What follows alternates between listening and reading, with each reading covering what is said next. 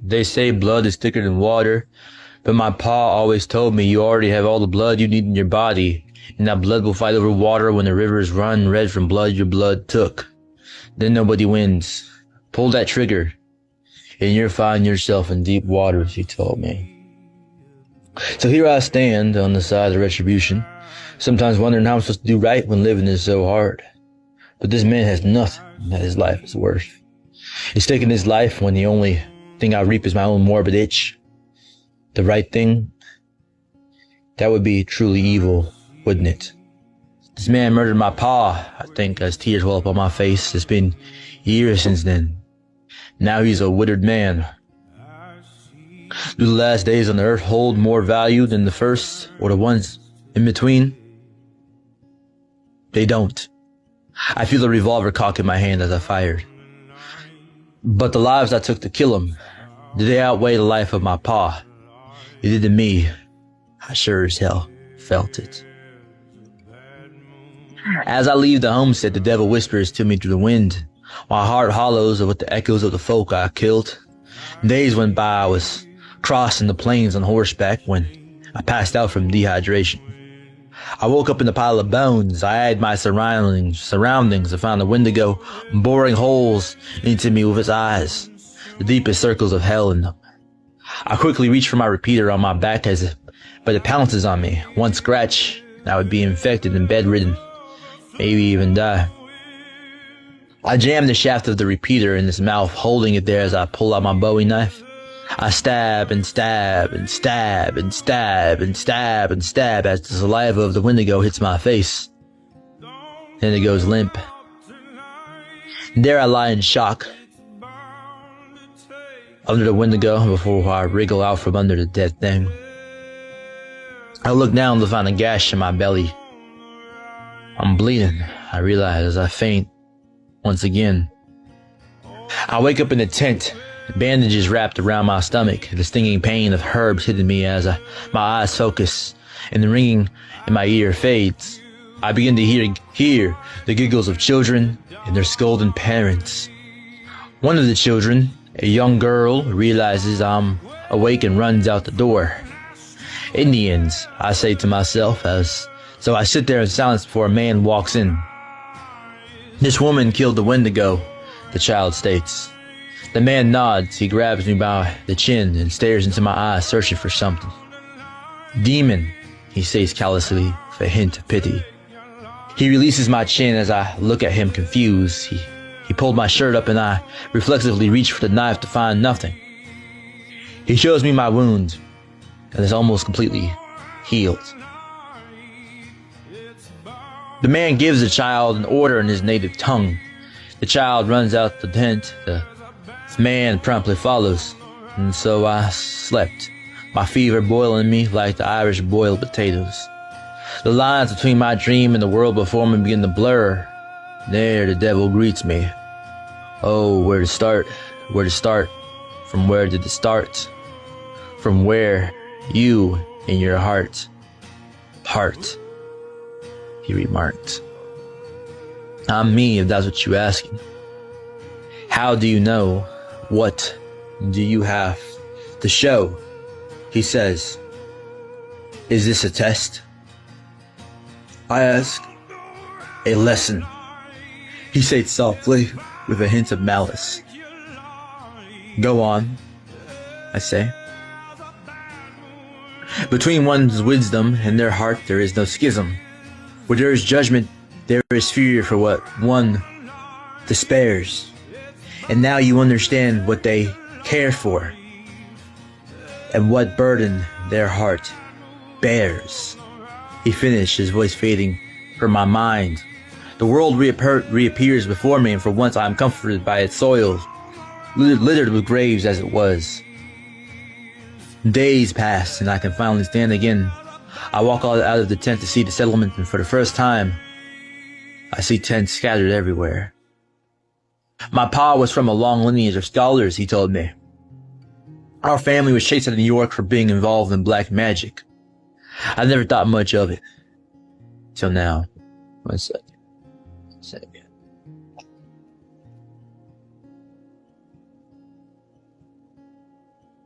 I never thought much of it until now. Our family was chased out of New York for being involved in black magic. As I take a step forward, I am greeted with an arrow from a boy screaming, seeming to be in his 20s. Shoot, who, he spits. The older man lowers his bow softly, with his hands. The plains do not let us choose our origin, Makwa. However, our fate is up to the whims of the mountains, winds, and lakes as they speak to us. Dra struggles with them. Kill her, and you will rob her of that chance. Her eyes are not red yet. She has not feasted on the blood of man. I stand there about to pass out. They bring me a raw piece of meat and offer it to me. How could I refuse their custom when they saved me? So I bite into the meat, expecting to be met with visceral disgust. But I find myself biting down harder. The taste so sweet. The ache in my bones, my constant headache, and the lightheadedness are gone. The skies begin to roar, the lightning cuts across the sky as the torchlight flickers in the raindrops as they tap dance against the grass leaves. My teeth begin to hurt my body. It begins to burn, and everything is louder. My senses overwhelm me. I fall to the ground, and before me I see my face. Crimson, blood-red eyes stare back at me in a puddle. Demon, I mutter to myself. The elder looks at me and asks, "What is your name, young woman?" Aubrey. Last name, Blackheart.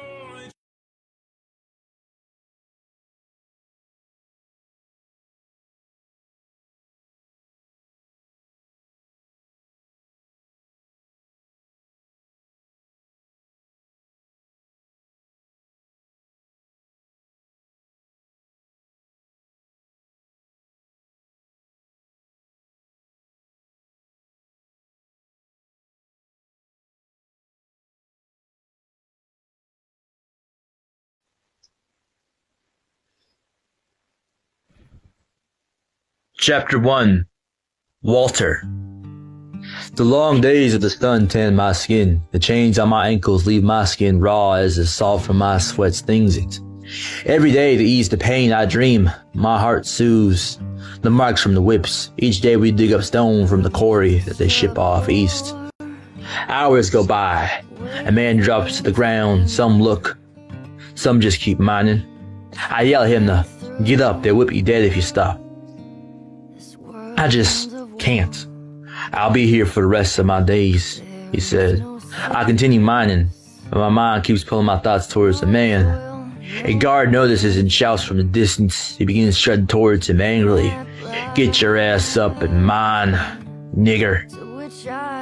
He spits as he cracks him with a black-tail whip.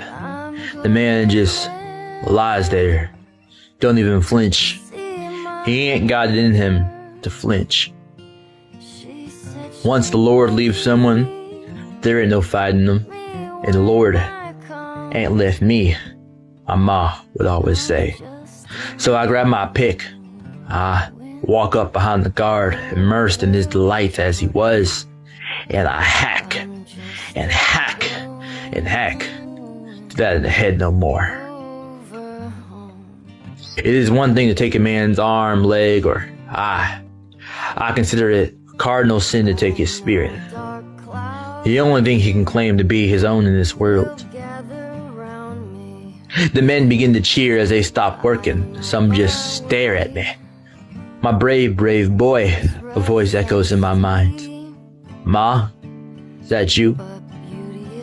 She replies, "Yes." "There's souls that need saving, like these men here," she says. My mother always told me we were descended from gypsy shamans. Never believed her till now. A guard tried to run me down with a baton, but then the other prisoners jumped on him, mauled him like a pack of coyotes.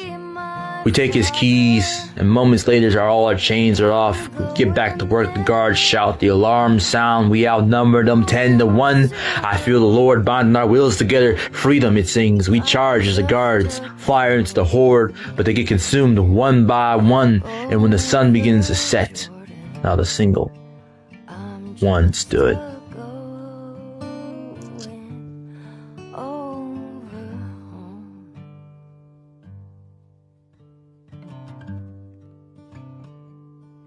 I'll soon be free from earthly trial. This body red in the old.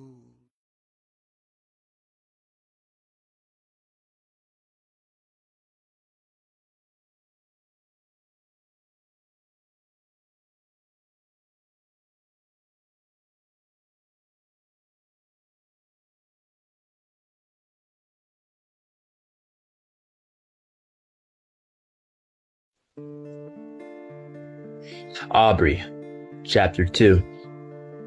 I stand there at the deputy's office, eyeing a bounty for a ragtag gang of prisoners turned roadmen. If there ever was such a thing in these parts. How much just one worth right here, deputy? $60, he responds. $60, you say? I could retire at 25 with that. Suppose so, miss, he remarks. I'll take it. I won't stop you, he says dryly. Last seen in Jackson County, Missouri, the bounty reads. I nod to this deputy on my way out of the jail, trying to spot a caravan traveling west of the state. There almost always was. After about a quarter hour of walking, I spot one. I tell them that I can offer protection in exchange for traveling with them. They take one good look at my figure. The men cackle and ask me if I know how to catch cattle. I nod. And you know how to use that thing when it comes to it, they say. Yes, I do, I respond. You know how to skin foxes and other small creatures? Yes, I do, I reply again. Then let's shake on it. He spits in his hand. I spit in mine. Deal it is. He feels the calluses in my hands and nods as we seal the deal. Who's in charge, I ask. Oh, that would be the doctor. Y'all got very few guns for a trail littered with ghouls and God knows what. Quality over quantity, he says, trying to peek under my hat to see my eyes. I flinch. Usually a guy will ask a girl for a drink before, you know. The man chuckles. I suppose so, before leaning back. I'll introduce you to this doctor.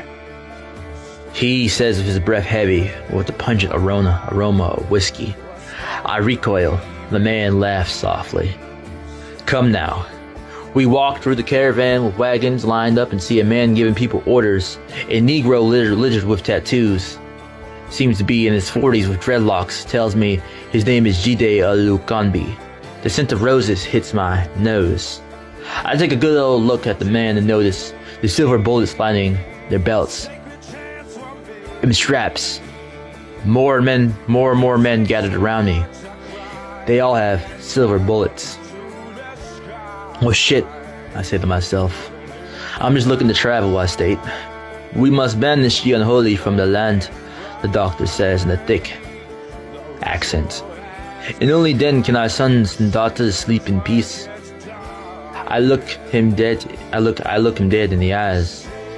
Such tricks don't work on men of God, he says calmly. So what are you gonna do? Put me on a cross? Burn me at the stake for all to see in Jackson County? Perhaps, the doctor said. A simple test will suffice, he continued. He gets up, paces slowly towards me and places a cross on me. I begin breathing heavily, squirming. I feel the devil being pushed out of me, but my body doesn't know how to live. Vallum. Still standing. You must have a very pure heart, Aubrey, black hearts. As pure as a heart can be in these plains and mountains, I consider all white men demons. So I have no gripe with demons themselves, but only ones that act on their nature. You may ride with us, Aubrey. The doctor holds his hand out for his cross. The winds howl throughout the empty plains as our coats flap in the wind against the backdrop of the setting sun. I'll think I'll keep it. The witch doctor frowns sarcastically while nodding his head. I wouldn't have it any other way.